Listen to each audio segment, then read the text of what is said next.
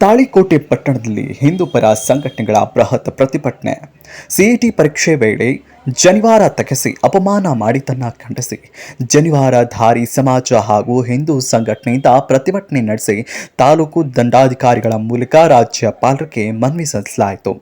ಮುಖ್ಯಮಂತ್ರಿಗಳು ಹಾಗೂ ಗೃಹ ಸಚಿವರು ಮತ್ತು ಶಿಕ್ಷಣ ಸಚಿವರು ಈ ಘಟನೆಯ ಕುರಿತು ನಿರ್ಲಕ್ಷ್ಯ ಭಾವನೆ ತಾಳಲಾರದೆ ತಪ್ಪಿತಸ್ಥರ ಮೇಲೆ ಕಠಿಣ ಕ್ರಮ ಕೈಗೊಳ್ಳಬೇಕು, ಇಲ್ಲವಾದರೆ ಮುಂದಿನ ದಿನಮಾನಗಳಲ್ಲಿ ಹಿಂದೂ ಪರ ಸಂಘಟನೆಗಳು ಒಂದಾಗಿ ದೇಶವ್ಯಾಪ್ತಿ ಪ್ರತಿಭಟನೆಗೆ ಮುಂದಾಗಬೇಕಾಗುತ್ತೆಂದು ಎಚ್ಚರಿಸಿದರು. ಅಂಬಾ ಭವಾನಿ ಮಂದಿರದಿಂದ ಆರಂಭವಾದಂತಹ ಪ್ರತಿಭಟನೆ ಕತ್ರಿ ಬಜಾರ್ ಮಾರ್ಗವಾಗಿ ವಿಠಲ ಮಂದಿರ, ಶಿವಾಜಿ ವೃತ್ತ, ಮಹಾರಾಣಾ ಪ್ರತಾಪ ಸಿಂಹ ವೃತ್ತ, ಬಸ್ ನಿಲ್ದಾಣದ ರಸ್ತೆ ಮಾರ್ಗವಾಗಿ ತಾಲೂಕು ದಂಡಾಧಿಕಾರಿಗಳ ಕಚೇರಿಗೆ ಆಗಮಿಸಿ ರಾಜ್ಯಪಾಲರಿಗೆ ಬರೆದ ಮನವಿಯನ್ನ ತಹಶೀಲ್ದಾರ್ ಶ್ರೀಮತಿ ವಿನಯಾ ಹೂಗಾರ್ ಅವರಿಗೆ ಮನವಿ ಸಲ್ಲಿಸಿದರು.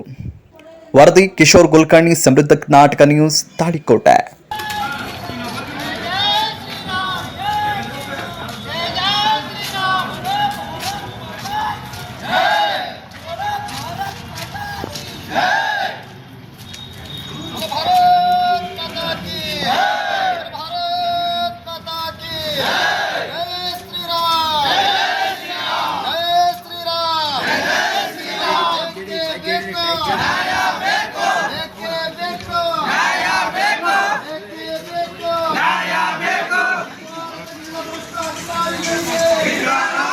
ಪಡಿಲಿಕ್ಕೆ ಹೋದಾಗ ಯಾವ ಭ್ರಷ್ಟ ನೀಚ ಅಧಿಕಾರಿ ಧಾರ್ಮಿಕ ಭಾವನೆಗೆ ಅಡ್ಡಿಪಡಿಸಿ ಶಿಕ್ಷಣದಿಂದ ವಂಚಿತರನ್ನಾಗಿ ಮಾಡಿರುವಂತಹ ಅಧಿಕಾರಿಗೆ ಸನಾತನ ಹಿಂದೂ ಸಂಸ್ಕೃತಿಯ ಪ್ರತಿಯೊಬ್ಬ ಹಿಂದುವಿನ ಮನೆಯ ಒಕ್ಕಲುವರಾಗಿ ಹೇಳ್ತಾ ಇದ್ದೇವೆ, ಅವನನ್ನ ನೀವು ಗಲ್ಲಿಗೆ ಹಾಕಬೇಕು.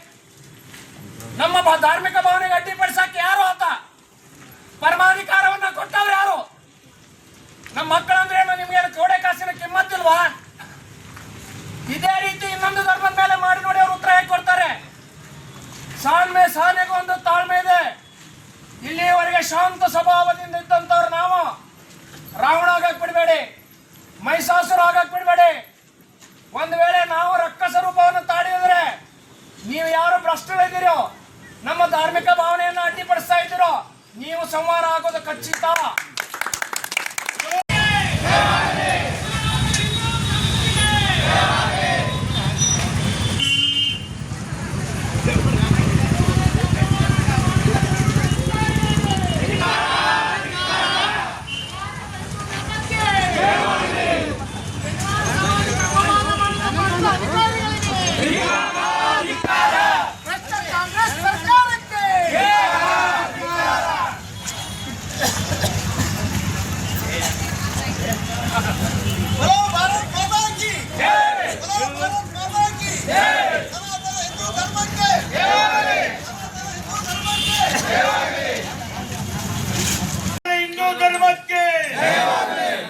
ಈ ದೇಶದ ಪುಣ್ಯ ಕಥೆಗಳು ರಾಮಾಯಣ ಮತ್ತು ಮಹಾಭಾರತ ಅಲ್ವಾ? ಅಧಿಕಾರಿ, ಭ್ರಷ್ಟ ಅಧಿಕಾರಿ, ನಿನಗೆ ಗೊತ್ತಿದ್ರೆ ಬಾ ನಮ್ಮ ಮಠಮಾನ್ಯಗಳಿಗೆ, ನಮ್ಮ ಮನೆಗಳಿಗೆ, ನಮ್ಮ ತಾಯಂದಿರು ಶಿಕ್ಷಣ ಕೊಡ್ತಾರೆ. ರಾಮ ಕೂಡ ಜನಿವಾರ, ಶಿವ ಕೂಡ ರುದ್ರ, ವೀರಭದ್ರ ಅವನಲ್ಲಿ ಜನಿವಾರದ. ನಮ್ಮಲ್ಲಿ ಸನಾತನ ಹಿಂದೂ ಧರ್ಮದವರಲ್ಲಿ ವ್ಯತ್ಯಾಸ ಇಲ್ಲ. ಯಾವುದೇ ಕಾರಣಕ್ಕೂ ನೆಪವನ್ನ ಒಡ್ಡಿ ನಮ್ಮ ತಾಯಂದಿರ ಸೌಭಾಗ್ಯದ ತಿಲಕಕ್ಕೆ ಅಲ್ಲಿರುವಂತಹ ಕಾಲ್ಚೈನ್ಗಳಿಗೆ ಪವಿತ್ರ ತಾಳೆ ಕೂಡ ಅಲ್ಲಲ್ಲಿ ಆಗಿದೆ, ಆದ್ರೆ ಮಾಧ್ಯಮದಲ್ಲಿ ವರದಿ ಆಗ್ತಾ ಇಲ್ಲ. ಹಿಂದಿನ ಶೀಟದಲ್ಲಿ ಆಗಿದೆ. ತಾಯಂದ್ರು ಬಹಳ ಗೌರವಯುತವಾಗಿ ನಡೆದುಕೊಳ್ತಾ ಇದ್ದಾರೆ. ಬಹಳ ಸಹನಾಮೂರ್ತಿಗಳು ನಮ್ಮ ತಾಯಂದ್ರು, ಅವ್ರ ಮೇಲೆ ಅಪಮಾನ ಆಗಿದೆ. ಯಾವ ಅಧಿಕಾರಿಯನ್ನ ಗುರ್ತಿಸಿ ಅಲ್ಲಿರುವಂತಹ ಹೋಮ್ ಗಾರ್ಡ್ಸು, ಅಲ್ಲಿರುವಂತಹ ಸೆಕ್ಯೂರಿಟಿ ಗಾರ್ಡ್ ಮಾಡಿದ್ದಲ್ಲ ಇದು. ಆ ಅಧಿಕಾರಿ, ಸಿಇಟಿ ಅಧಿಕಾರಿ ಏನಿದಾನಲ್ಲ, ಅವನು ತಲೆದಂಡ ಆಗ್ಬೇಕು. ಅವನೆಲ್ಲ ಹುಡುಕಿ ಸಾರ್ವಜನಿಕರಿಗೆ ಮಾಧ್ಯಮದ ತೋರಿಸ್ರಿ. ನೀವು ಇಲ್ಲಿವರೆಗೂ ಮುಚ್ಚಿಟ್ಟಿದ್ದಾಕೆ ಅಂದ್ರೆ ಗೃಹ ಸಚಿವರು, ಮುಖ್ಯಮಂತ್ರಿಗಳು, ಶಿಕ್ಷಣ ಸಚಿವರ ಕುಮ್ಮಕ್ಕಿದೆ. ಈ ರೀತಿಯಾದಂತ ನೀವು ಈ ಮಲತಾಯಿ ಧೋರಣೆಯನ್ನ ಮಾಡಿ ಸರ್ಕಾರ ನಡೆಸಲಿಕ್ಕೆ ಸಾಧ್ಯ ಇಲ್ಲ. ಒಂದು ವೇಳೆ ಅಂಕಿಅಂಶ ಹೇಳ್ತೀನಿ ಇಟ್ಕೊಡ್ರಿ, ಅನ್ಯತಾ ಭಾವಿಸ್ಬೇಡಿ. ಸರ್ಕಾರ ನಡಿಬೇಕಾದ್ರೆ ಬಹುಮತ ಬೇಕಲ್ವಾ ನಿಮ್ಗೆ? ಒಟ್ಟು ರಾಜ್ಯದ 44 ಪಂಗಡಗಳಿದ್ದೇವೆ. ಒಟ್ಟು ಜನಿವಾರ ಧಾರಣೆ ಮಾಡೋರು ಎಲ್ಲಾ ಸಮುದಾಯಗಳಿಗೆ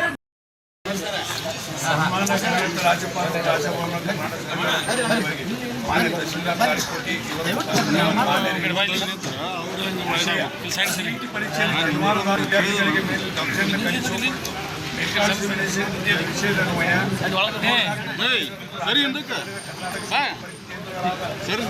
ಶಿವಮೊಗ್ಗ ಕೇಂದ್ರಗಳಲ್ಲಿ ಪರೀಕ್ಷೆಗೆ ಹಾಜರಾಗಿ ವಿದ್ಯಾರ್ಥಿಗಳಿಗೆ ಅನುಕೂಲವಾಗಿ ಪರೀಕ್ಷೆ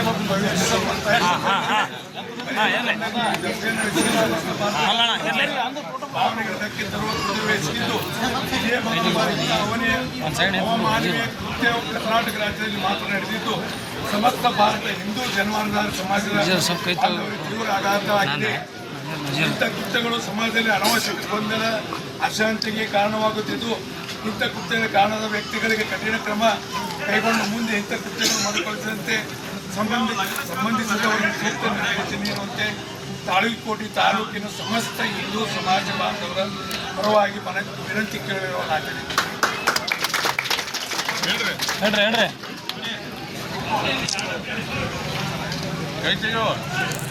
ಸರಿ ಬಿಡು ಹೇಳಿಲ್ಲ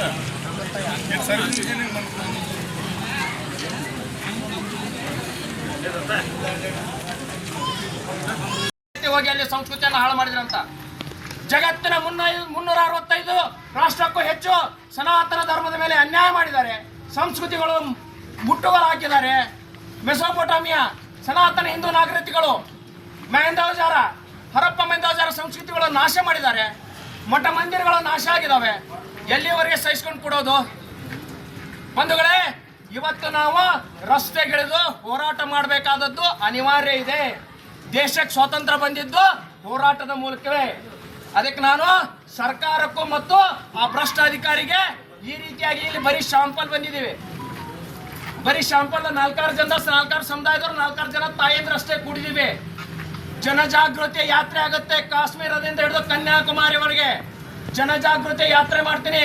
ಅಧಿಕಾರಿ ನಿನ್ನ ಒಂದೊಂದು ನರನಾಡಿಗಳನ್ನು ಕಿತ್ತು ಬೀಸಾಕ್ತೀನಿ. ನನ್ನ ಮೇಲೆ ಕಠಿಣ ಕಾನೂನು ಕ್ರಮ ಆದ್ರೆ ಆಗಲಿ. ಯಾಕಪ್ಪ ನಿನ್ನ ಪರಮಾಧಿಕಾರ? ನಾವೇನು ಬಳೆ ತಟ್ಕೊಂಡಿದೀವ? ಬಳೆ ಅದು ವೀರತ್ವ ಸಂಕೇತ. ನನ್ನ ತಾಯಿ ಬಳೆಗೇರಿಸಿ ನಿನ್ನೊಂದು ಬುದ್ಧಿದ್ರೆ ನಿನ್ನ ಕತೆ ಅಯೋಗತಿ, ನೀ ಪಾತಾಳಕ್ಕೆ ಹೋಗ್ತೀಯ. ನೀನು ಅದನ್ನು ಎಚ್ಚರಿಕೆಯಿಂದ ಇಟ್ಕೋಬೇಕು. ನೀನಾಗೆ ನೀನು ಹೋಗಿ ಪೊಲೀಸ್ ಅಧಿಕಾರಿಗಳಿಗೆ ಸರೆಂಡರ್ ಆಗ್ಬೇಕು. ನಿನ್ನ ಮರ್ಯಾದೆ ಉಳಿಯುತ್ತೆ. ಇಲ್ಲೊಂದು ನಿನ್ನ ಬೀದಿಯಲ್ಲಿ ಅಟ್ಟಾಡ್ಸ್ಕೊಂಡು ಹೊಡೆಯೋದಂತ ನಿಶ್ಚಿತ. ದಯವಿಟ್ಟು ಸರ್ಕಾರಕ್ಕೆ ನಾ ಹೇಳ್ತಾ ಇದ್ದೇನೆ, ನಾವು ಯಾವುದೇ ರೀತಿಯಿಂದ ಇಲ್ಲಿವರೆಗೂ ಕಾನೂನನ್ನು ಕೈಗೆ ತೆಗೆದುಕೊಂಡಿಲ್ಲ. ಕಾನೂನನ್ನು ಕೈಗೆ ತೊಗೊಳ್ಳುವಂಥ ಪರಿಸ್ಥಿತಿಯನ್ನು ನಮಗೆ ತರಬೇಡಿ. ನಾವು ಏತಕ್ಕಾಗಿ ಬಂದೀವಿ? ಶಿಕ್ಷಣಕ್ಕಾಗಿ ಬಂದೀವಿ. ಆ ಶಿಕ್ಷಣವನ್ನು ಕೊಡುವಂಥ ಪವಿತ್ರ ಸ್ಥಾನದಲ್ಲಿ ಅಷ್ಟೇ ಮರ್ಯಾದಿತವಾಗಿ, ಅಷ್ಟೇ ಗೌರವಯುತವಾಗಿ ಶಿಕ್ಷಣ ವ್ಯವಸ್ಥೆಯನ್ನು ಕೊಡಿ. ಯಾರು ಆ ಶಿಕ್ಷಣದಿಂದ CET ಪರೀಕ್ಷೆಗೆ ನೀವು ವಂಚಿತರನ್ನು ಮಾಡಿದಿರೋ ಆ ಮಕ್ಕಳಿಗೆ ಮರು ಪರೀಕ್ಷೆ ಬರೀಲಾಕ ಅವಕಾಶ ಕೊಡಬೇಕು. ಶಿಕ್ಷಣದಿಂದ ಅವ್ರನ್ನೇನು 1 ವರ್ಷ ಅವ್ರ ಅವಧಿ ಹಾಳು ಮಾಡಬಾರ್ದು. ಸಮಯ ಯಾರಾದರೂ ತಿಂದರೆ ಅವರನ್ನು ನಾವು ಬಿಡೋದಿಲ್ಲ. ಅದಕ್ಕೆ ದಯವಿಟ್ಟು ಯಾವ ಕಾರಣಕ್ಕೂ ಪ್ರತಿಯೊಬ್ಬ ಹಿಂದುವಿನ ಮನೆಯ ಪ್ರತಿಯೊಬ್ಬ ವಿದ್ಯಾರ್ಥಿ ಜೀವನದಲ್ಲಿ ಧಾರ್ಮಿಕ ಭಾವನೆಯನ್ನು ಇಟ್ಕೊಂಡು ಶಿಕ್ಷಣದಿಂದ ವಂಚಿತರನ್ನಾಗಿ ಮಾಡಬಾರ್ದು. ಅದು ನಮ್ಮ ಕಾನೂನಿನ ಹಕ್ಕು.